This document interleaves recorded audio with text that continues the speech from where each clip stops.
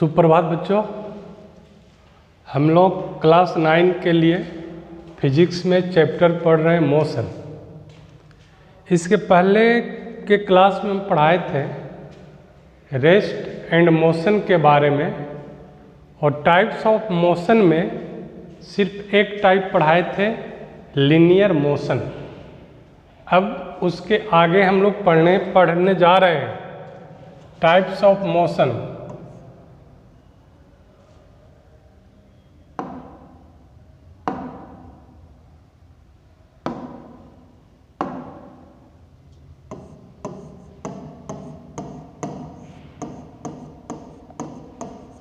Types of motion, गति के प्रकार।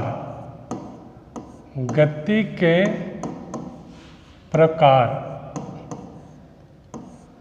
तो इसमें हम लोग फर्स्ट में पढ़े थे लीनियर मोशन, अब सेकंड में पढ़ेंगे सर्कुलर मोशन। सर्कुलर मोशन, वृत्तीय गति। वृत्तीय गति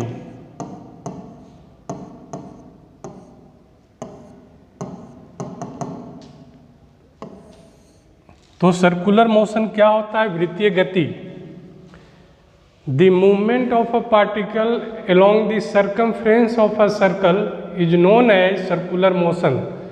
यदि किसी वस्तु की गति यदि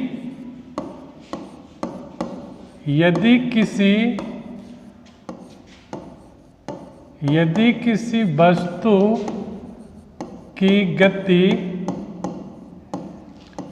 वृत्ताकार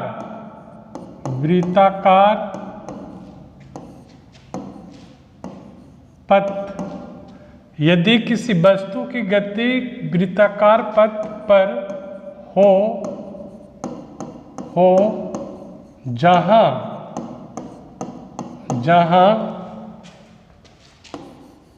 वृत्ताकार पथ के केंद्र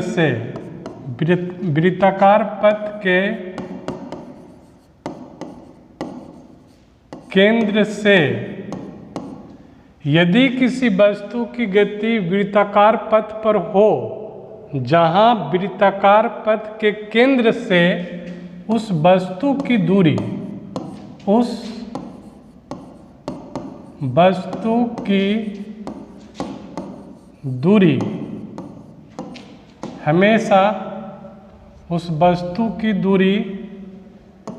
हमेशा स्थिर हो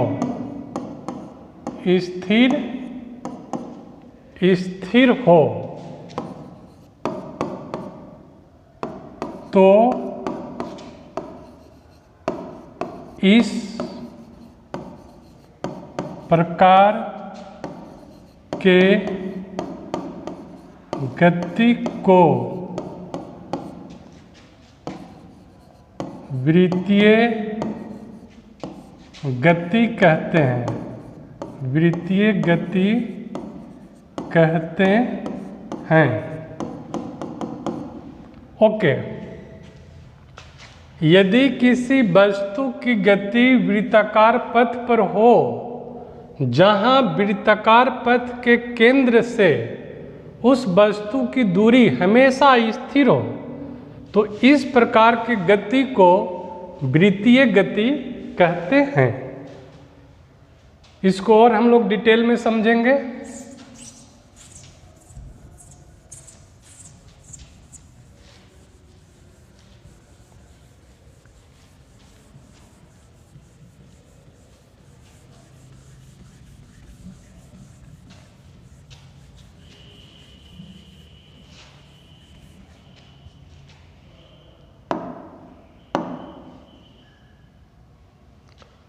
देखो, जैसे सर्कल है, वृत्त है, इसको बोलते हैं सेंटर।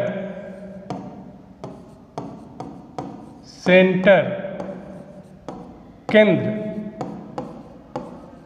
केंद्र, इसको बोलते हैं सरकमफ्रेंस, सरकमफ्रेंस, परिधि, परिधि। तो सरकमफ्रेंस के किसी भी पॉइंट का, सरकमफ्रेंस के किसी भी पॉइंट से इस केंद्र की दूरी हमेशा स्थिर होती है, हमेशा कांस्टेंट रहती है। सरकमफ्रेंस के किसी भी पॉइंट से केंद्र की दूरी हमेशा स्थिर रहती है, जिसको हम लोग रेडियस बोलते हैं, रेडियस, रेडियस, त्रिज्या, त्रिज्या, त्रिज्या। तो सर्कुलर मोशन क्या है बच्चों? किसी वस्तु का गति अगर वृत्ताकार पथ पे हो रहा है, कहने का मतलब परिधि पे हो रहा है, परिधि पर हो रहा है, जहाँ से केंद्र की दूरी हमेशा स्थिर होगी, तो इस तरह के गति को हम लोग वृत्तीय गति कहते हैं। एग्जाम्पल, वृत्तीय गति का एग्जाम्पल, सीलिंग फैन ब्लेड। ये जो सीलिंग फैन ब्लेड है, जो 3 ब्लेड होता है, तो जब हम स्विच ऑन करते हैं तो इसका जो मोशन है वो वृत्तीय है। दूसरा एग्जाम्पल हम लोग दे सकते हैं, हम लोग जानते हैं कि इस दुनिया की सारी पदार्थ एटम से बनी है और एटम के कोर में न्यूक्लियस होता है, एटम के कोर में न्यूक्लियस होता है और न्यूक्लियस में न्यूट्रॉन और प्रोटॉन फंडामेंटल पार्टिकल होता है। अब इस न्यूक्लियस के चारों ओर ऑर्बिट होता है, इस न्यूक्लियस के चारों ओर ऑर्बिट होता है और जो इलेक्ट्रॉन है, इलेक्ट्रॉन इसी ऑर्बिट में मूव करता है, इलेक्ट्रॉन इसी ऑर्बिट में मूव करता है। हर ऑर्बिट में अलग अलग इलेक्ट्रॉन होता है। किस ऑर्बिट में कितना इलेक्ट्रॉन होगा उसका फॉर्मूला है 2n², where n is principal quantum number. ये हायर क्लास में पढ़ोगे। अभी हम लोग समझ रहे हैं सर्कुलर मोशन का एग्जाम्पल। तो न्यूक्लियस के चारों ओर ऑर्बिट होता है जिसको कक्ष बोलते हैं और कक्ष में इलेक्ट्रॉन रिवॉल्व करता है। तो यहाँ जो कक्ष में इलेक्ट्रॉन रिवॉल्व करता है ये वृत्तीय पथ पे करता है, ये वृत्तीय गति का एग्जाम्पल है। पहला एग्जाम्पल बताए तुमको हम सीलिंग फैन ब्लेड, क्लॉक का निडिल भी वृत्तीय पथ पे घूमता है। तो ये सारे एग्जाम्पल हैं। अब इसके आगे हम लोग डिस्कस करेंगे दोलन गति, दोलन गति, ऑसिलेटरी मोशन। थर्ड, दोलन गति। दोलन गति क्या होता है समझो।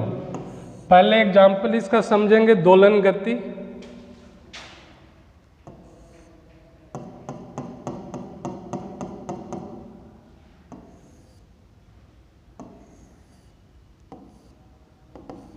ये है बच्चों सिंपल पेंडुलम, सिंपल पेंडुलम। इस पोजीशन को बोलते हैं mean position, mean position, mean position, मध्य बिंदु, मध्य बिंदु, मध्य बिंदु। तो तुम पेंडुलम का गति ऑब्जर्व किया होगा। एक बार इधर आता है, फिर इधर आता है, फिर इधर जाता है, फिर इधर आता है। तो देखो पेंडुलम इधर से इधर आएगा, पेंडुलम इधर से इधर आएगा। इसको बोलते हैं extreme position, extreme position, position. तो ए मीन पोजीशन है, मीन पोजीशन से इधर आया, फिर यहाँ आते हुए इधर आएगा,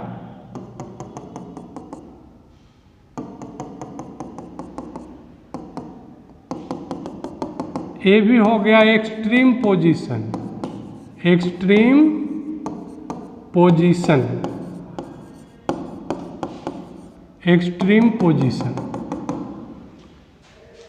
मीन पोजीशन है, मीन पोजीशन के इधर आएगा, फिर यहाँ आएगा, फिर यहाँ आएगा, फिर यहाँ आएगा, इस तरह से बार बार मीन पोजीशन के आगे पीछे होते रहता है। तो देखो मीन पोजीशन से यहाँ आया, फिर यहाँ से यहाँ आया, फिर यहाँ से यहाँ आया, फिर फाइनली मीन पोजीशन पे आ गया। तो इतने में जितना समय लगता है उसको बोलते हैं टाइम पीरियड, उसको बोलते हैं time period. What is the time period? Time taken in one oscillation, one oscillation में जो टाइम लगा उसको बोलते हैं टाइम पीरियड। वन ओसिलेशन क्या होता है समझो, मीन पोजीशन से एक्सट्रीम पोजीशन पे गया, अब उससे आगे नहीं जा सकता है, एक्सट्रीम से फिर मीन होते हुए फिर दूसरे साइड में एक्सट्रीम पोजीशन पे आया, फिर मीन पोजीशन पे, जहाँ से मोशन स्टार्ट किया था फाइनली वहीं पहुँचा, तो इसको बोलते हैं वन ओसिलेशन। और वन ओसिलेशन में जो समय लगता है उसको टाइम पीरियड बोलते हैं। दोलन गति का दूसरा एग्जाम्पल है मूवमेंट ऑफ पिस्टन। तुम ऑटोमोबाइल में पिस्टन का देखा होगा, गति अप एंड डाउन होते रहता है, अप एंड डाउन होते रहता है। गिटार के तार का गति, किसी गिटार के तार को प्लग कर दो तो मीन पोजीशन के आगे पीछे वाइब्रेट करने लगता है। तो दोलन गति हम डिफाइन कर सकते हैं, यदि कोई वस्तु, यदि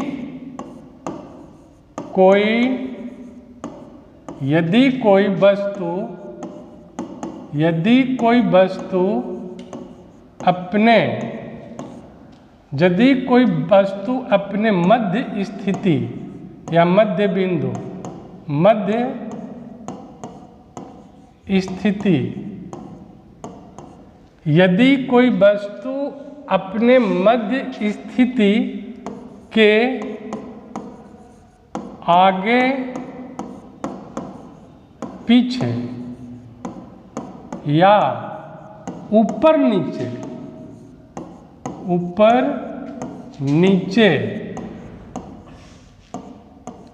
यदि कोई वस्तु अपने मध्य स्थिति के आगे पीछे या ऊपर नीचे एक निश्चित समय अंतराल पर,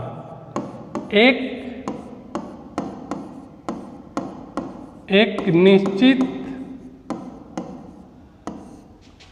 समय अंतराल पे, एक निश्चित समय अंतराल पर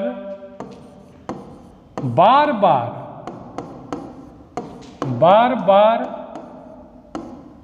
दोहराती है,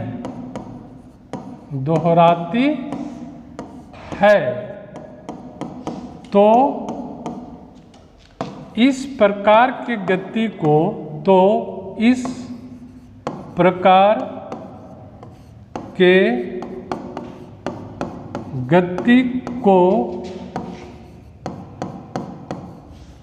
दोलन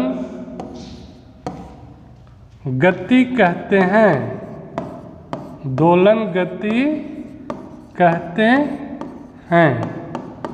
ओके, फिर से, यदि कोई वस्तु अपने मध्य स्थिति के आगे पीछे या ऊपर नीचे एक निश्चित समय अंतराल पर बार बार दोहराती है, तो इस प्रकार के गति को दोलन गति कहते हैं। यहाँ पे एक वर्ड आया है बच्चों, एक निश्चित समय अंतराल। इसी निश्चित समय अंतराल को टाइम पीरियड बोलते हैं, समय अवधि।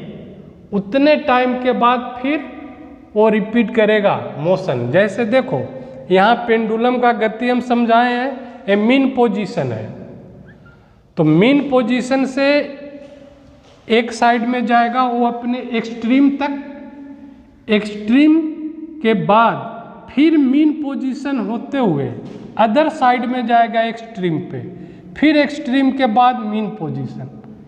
इसको बोलते हैं one oscillation. One oscillation, one oscillation में क्या हुआ, मीन पोजीशन से एक्सट्रीम पे, फिर एक्सट्रीम से मीन पोजीशन पे, फिर मीन पोजीशन से अदर साइड एक्सट्रीम पोजीशन पे, फिर मीन पोजीशन पे।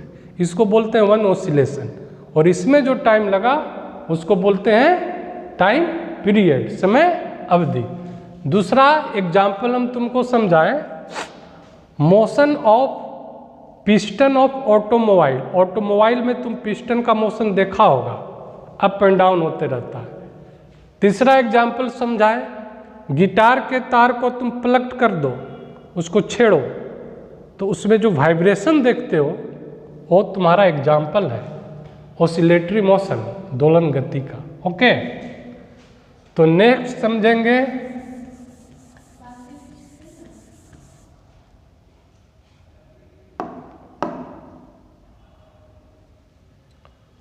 Next periodic motion.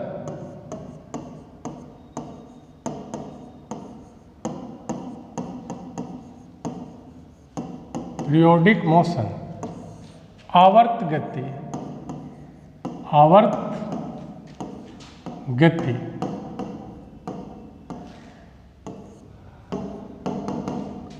आवर्त गति क्या है बच्चों, कोई भी गति, कोई भी गति, कोई भी गति जो एक निश्चित समय अंतराल पर, समय अंतराल पर बार बार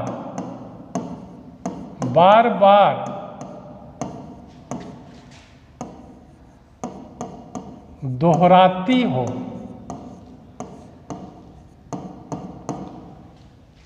कोई भी गति जो एक निश्चित समय अंतराल पर बार बार दोहराती हो, कोई भी गति जो एक निश्चित समय अंतराल पर बार बार दोहराती हो, आवर्त गति कहलाती है। आवर्त गति कहलाती है। कोई भी गति जो एक निश्चित समय अंतराल पर बार बार दोहराती हो। किसी भी ग्रह का गति सन के अराउंड, वो क्या है, पीरियोडिक मोशन है। जैसे मून का गति अर्थ के अराउंड 27.5 डे में, 27.5 डेज में मून एक बार अर्थ के चारों तरफ घूम जाती है, फिर दूसरे बार इतने ही टाइम में घूमेगी। कितने टाइम, 27.5 डेज। तो ये टाइम पीरियड कहलाया।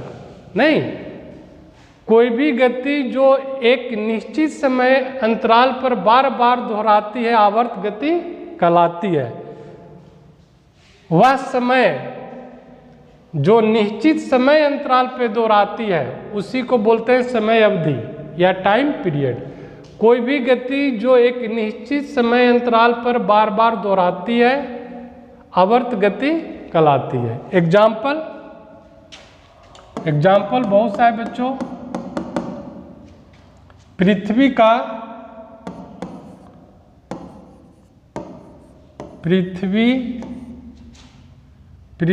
की गति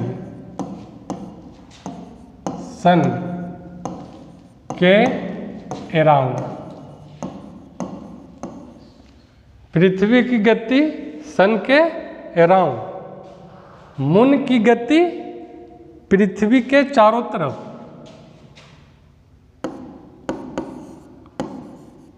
चंद्रमा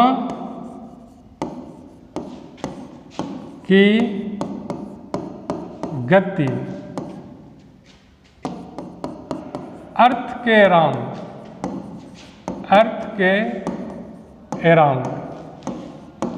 अराउंड ये सब आवर्त गति है। पृथ्वी की गति सन के अराउंड, तो पृथ्वी सन के अराउंड मूव करने के लिए कितना समय लेता है? Approx 1 year. तो 1 ईयर क्या कहलाएगा? समय अवधि कहलाएगा। तो कोई भी गति जो एक निश्चित समय अंतराल पर बार बार दोहराती है आवर्त गति कहलाती है। यहाँ पे एक डिस्कशन जरूरी है। ऑसिलेटरी मोशन,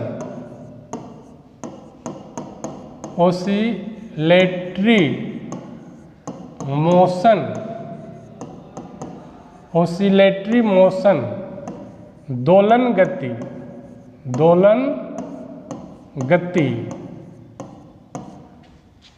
पीरियोडिक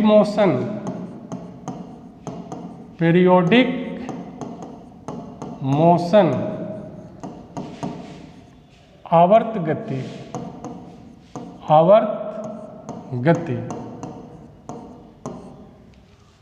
देखो बच्चों, ये है ऑसिलेटरी मोशन, वो है पीरियोडिक मोशन।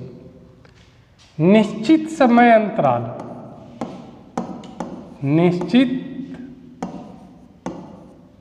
समय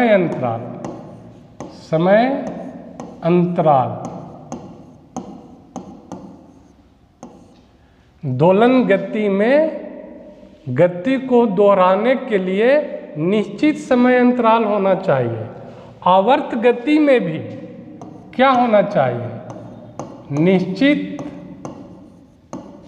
समय अंतराल।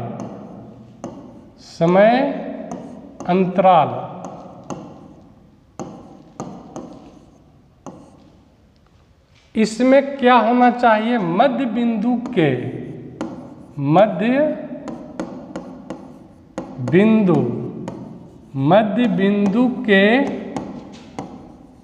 आगे पीछे या ऊपर नीचे। मध्य बिंदु के आगे पीछे या ऊपर नीचे। इसमें ऐसा कोई कंडीशन नहीं है। तो अब तुम बतलाओ बच्चों, क्या दोलन गति आवर्त गति हो सकती है या आवर्त गति दोलन गति हो सकती है? बोलो। इसमें दोलन गति में निश्चित समय अंतराल नेसेसरी है, आवर्त गति में भी निश्चित समय अंतराल जरूरी है। इसमें मध्य बिंदु के आगे पीछे या ऊपर नीचे होना चाहिए। इसमें कोई कंडीशन नहीं है। इसमें सिर्फ एक ही कंडीशन है, कोई भी गति जो एक निश्चित समय अंतराल पे दोहराती हो। तो बतलाओ, ऑसिलेटरी मोशन पीरियोडिक मोशन होगा कि पीरियोडिक मोशन ऑसिलेटरी मोशन होगा? Okay, oscillatory motion periodic motion होगा। यहाँ पे क्या बोले हैं? कोई भी गति। तो कोई भी गति में ये भी तो आ गया, मध्य बिंदु के आगे पीछे या ऊपर नीचे। कोई भी गति में भी आ गया। तो every oscillatory motion is a periodic motion, but every periodic motion need not be oscillatory motion. Okay, every oscillatory motion is a periodic motion, but every periodic motion need not be oscillatory motion. जैसे एक example हम तुमको बतलाएं कि पृथ्वी की गति सन के around, तो वहाँ पे क्या है? अप डाउन है या ट्रू एंड फ्रो है, आगे पीछे है या ऊपर नीचे है? नहीं, वहाँ सिर्फ एक ही चीज फिक्स्ड है, निश्चित समय अंतराल। तो निश्चित समय अंतराल वहाँ पे नेसेसरी है। वहाँ का मोशन मध्य बिंदु के आगे पीछे या ऊपर नीचे नहीं है। तो जो अर्थ का मोशन है सन के अराउंड वो पीरियोडिक मोशन है। और इसमें जो भी दोलन गति का एग्जाम्पल होगा वो आवर्त गति का भी एग्जाम्पल होगा। जैसे पेंडुलम की गति है ना, पेंडुलम की गति क्या बोल रहे हैं हम, दोलन गति है, तो पेंडुलम का गति तुम्हारा पीरियोडिक मोशन भी है, आवर्त गति भी है। तो टाइप्स ऑफ मोशन में बच्चों यही 4 पढ़ना था हमको, linear motion, circular motion, oscillatory motion और पीरियोडिक मोशन। अब इसके आगे का टॉपिक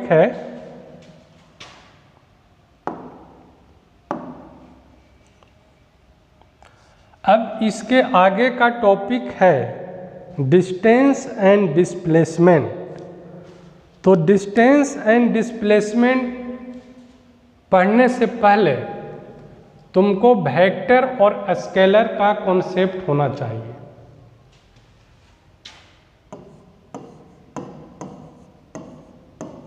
स्केलर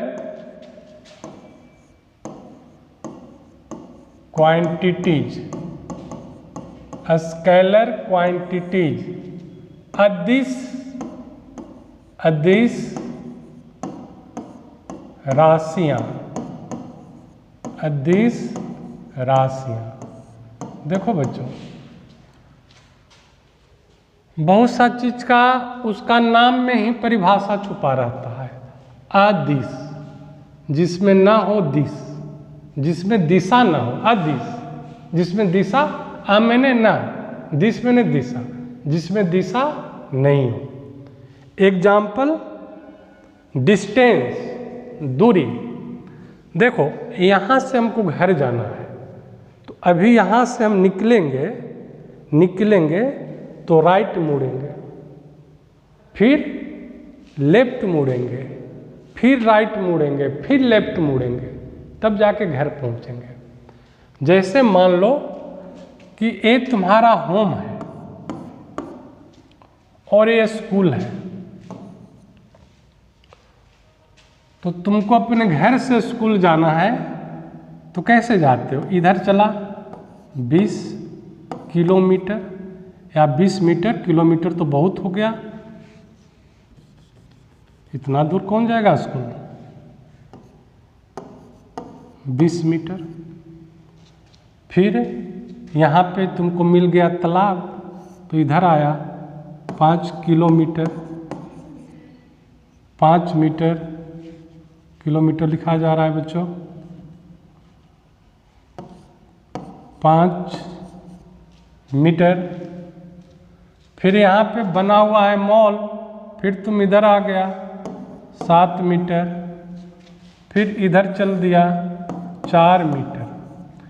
तो सारे लेंथ को ऐड करो, 20 + 5 + 7 + 4, 20 + 5 + 7 + 4, 25 और 7, 25 और 7, 32 और 4, 36 मीटर। ठीक है ना? तो देखो, तो होम से स्कूल गया, कोई एक निश्चित दिशा है? कोई एक निश्चित दिशा है? नहीं है। इसमें कोई निश्चित दिशा नहीं होती है। दूरी में निश्चित दिशा नहीं होती है। निश्चित दिशा नहीं है। तो क्या है? मैग्नीट्यूड है। मैग्नीट्यूड, ए मैग्नीट्यूड क्या आ गया? परिमाण। ए परिमाण क्या है? Numerical value. नोमेरिकल वैल्यू को परिमाण बोलते हैं। जो 36 है ना, यही परिमाण है।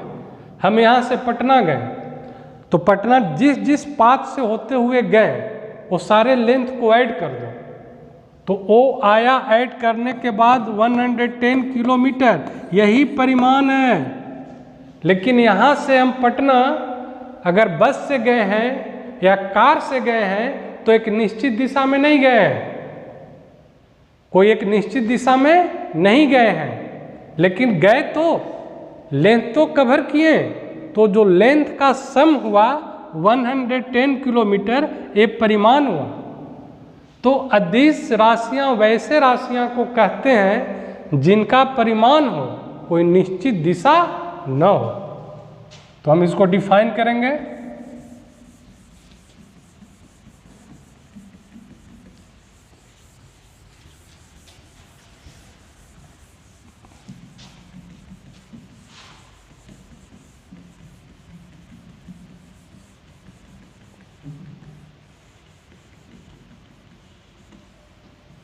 देखो, सदिश राशियां अदिश राशियां समझना जरूरी है बच्चों।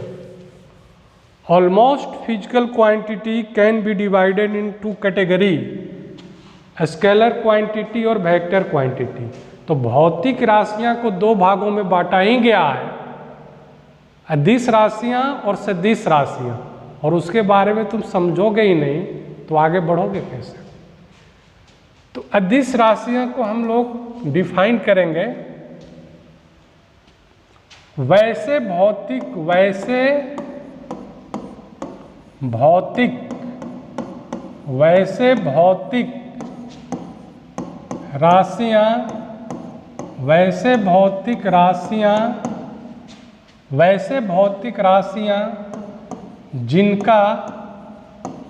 जिनका सिर्फ परिमाण हो,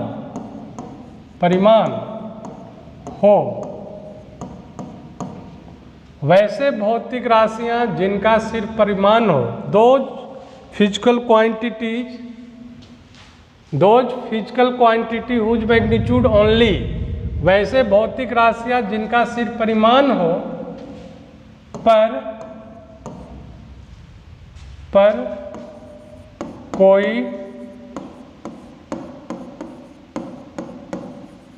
कोई निश्चित दिशा ना हो,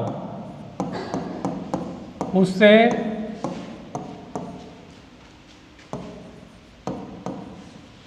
अदिश राशियां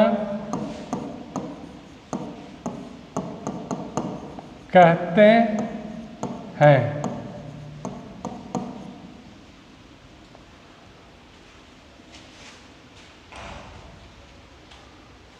वैसे भौतिक राशियां जिनका सिर्फ परिमाण हो पर कोई निश्चित दिशा नहीं हो, उससे अदिश राशियां कहते हैं।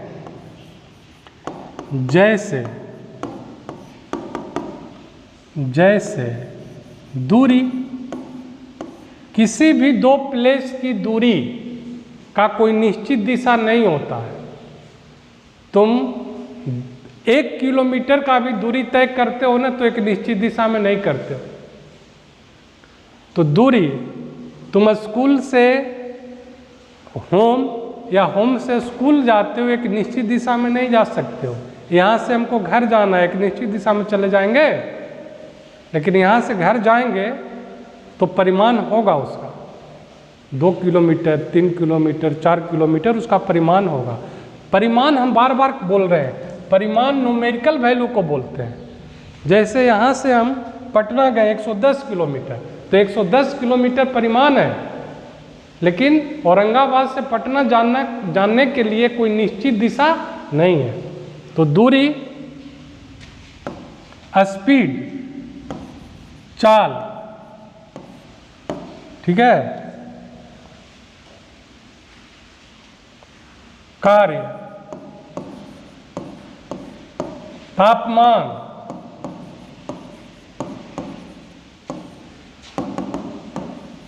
इत्यादि। तापमान, इस रूम में टेम्परेचर है, फैन बंद है, तो तापमान का कोई एक दिशा है, खाली हम ही को गर्मी लग रहा है, जो एक मेरे सामने बेंच पे बैठा हुआ स्टूडेंट उसको भी गर्मी लग रहा है, इसका कोई निश्चित दिशा नहीं है, लेकिन परिमाण है ना। 98 डिग्री सेल्सियस, 100 डिग्री सेल्सियस परिमाण है, लेकिन कोई निश्चित दिशा नहीं है। ओके, वैसे भौतिक राशियां जिनका सिर्फ परिमाण हो पर कोई निश्चित दिशा न हो उसे दिश राशियां कहते हैं।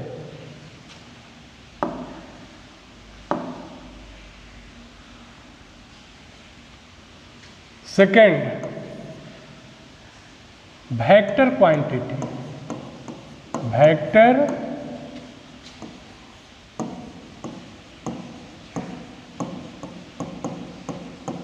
देखो, सदिश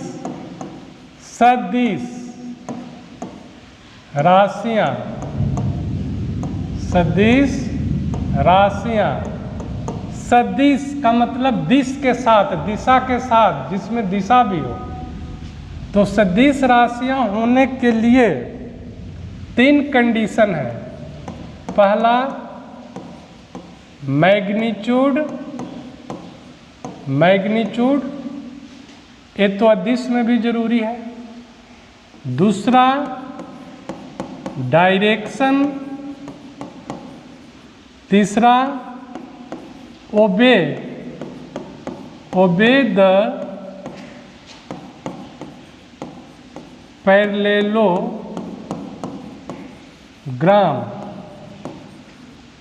लॉ। हो गया, खत्म करो।